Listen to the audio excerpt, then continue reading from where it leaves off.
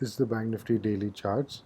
As you can see, red, small, indecisive kind of candle what happened today.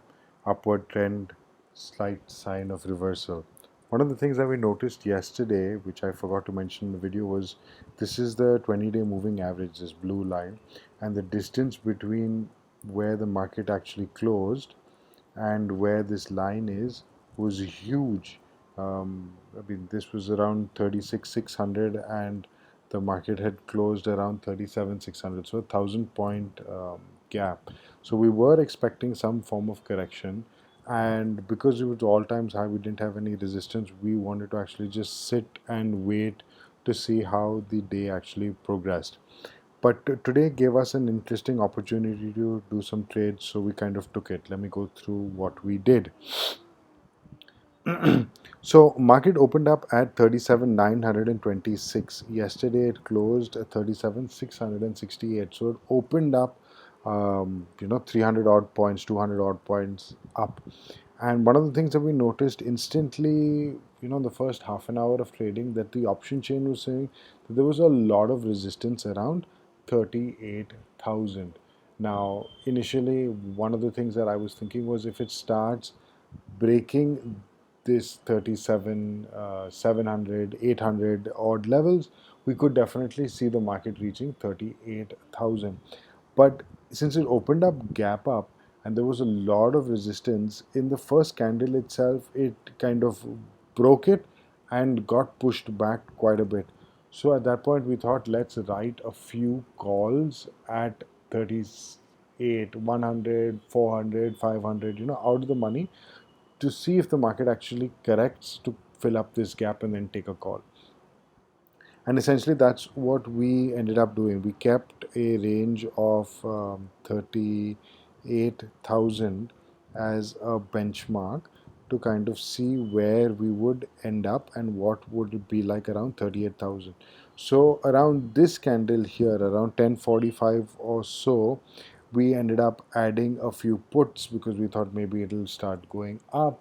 Um, Sort of false breakout started getting rejected, and essentially that's kind of how the day went. It essentially took out this small support that was built, and overall straddle today opened up at around 1052 and closed around 990 or so. Market closed around 37,811.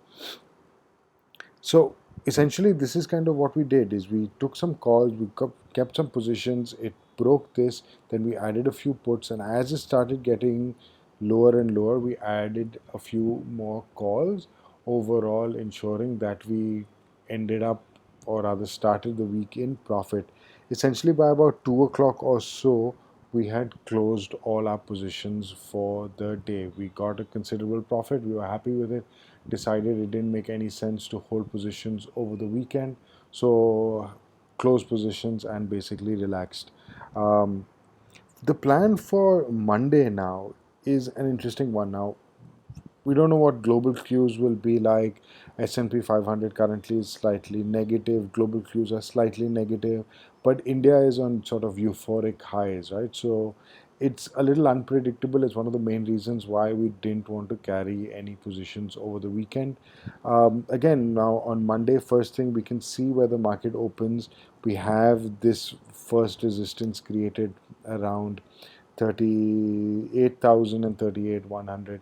Let's see if this actually holds, what does happen, and then take a call to kind of decide where the market will go, adjust positions properly so that we can close the week in profit. And again, we're not been trading for the 23rd. When I said straddle was 1,000 and closed 900, it's not the 23rd expiry, but the 30th expiry. That's the kind of strategy that we've been doing for about the last 2 3 weeks now. Is we can get a bigger premium. It's a wider range, so we can have the ability to absorb 100, 200, 300 point swing in the day. So that's kind of a strategy that we've been using for the last 3 weeks and continue to use moving forward to just see how we can improve on this strategy so that we can end further weeks in profit as well.